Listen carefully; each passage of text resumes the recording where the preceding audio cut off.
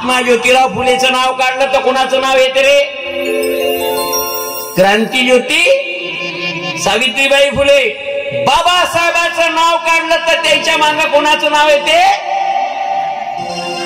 रमाईचं नाव येते. का रमाईचं नाव येते? बाबासाहेब म्हणाले, रमा मला शिकायला जायचंय, परदेशात जायचंय. रमा म्हणे मग जा न. मागा म्हणणार तुम्ही जा. बाबासाहेब म्हणे मग तुझे कसं? माही फिकीर करायची नाही, मी कसंही राहीन, कोणतंही काम करन, गोऱ्याचं गोऱ्या थांबन, फिकीर करायचं नाही. पण तुम्ही शिकून या, फक्त नापास व्हायचं नाही, अभ्यास करायचा देतं. आणि पतीले म्हणलं बिलकुल जा, फिकीर का. आता नवरा जर कार्यक्रमाला जात तर बाई कुठं चालला राहायला मसण्या उद्घाटली. लय खतरनाक आहे ना. रमाई म्हणे बाबासाहेब जा तुम्ही, परंतु तुम्ही गेल्यानंतर मनामनात चिठ्ठी पाठवत जा, पत्र पाठवा, मी त्याचं उत्तर देईन. बाबासाहेबांनी तिथून पत्र पाठवलं. रमा कशी आहे? पत्रात लिहिते रमा. पाठवली चिठ्ठी.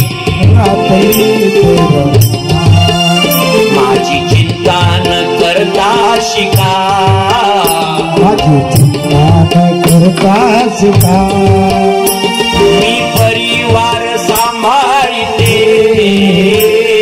हो तुम्ही सायला जपा, तुम्ही सायला जपा, तुम्ही सायला जपा. हे गणराया मला सद्बुद्धी दे. या महिलांना मागे ठेवण्याचा कार्यक्रम जे माणसं करतात तिले पुढे जाऊ देत नाही, तिले अभ्यास करू देत नाही, तिले नोकरीवर लागतो म्हणलं तर काही काही माणसं लग्नानंतर नोकरी सोड. काही काही माणसं चांगले आहे. मग ह्या जोडून विनंती आहे, पुढे जाऊ दे रे तिला, हे पुढे जाऊ दे रे तिला, ती तेव्हा कळेल तुला, ती तेव्हा कळेल तुला, ती कुठेच कमी नाही. हो तुम्ही आपला समजले तिला, तुम्ही आपला समजले तिला, तुम्ही आपला समजले तिला. आपला नाही, स्त्रियांना त्रास देणारे जे लोक आहे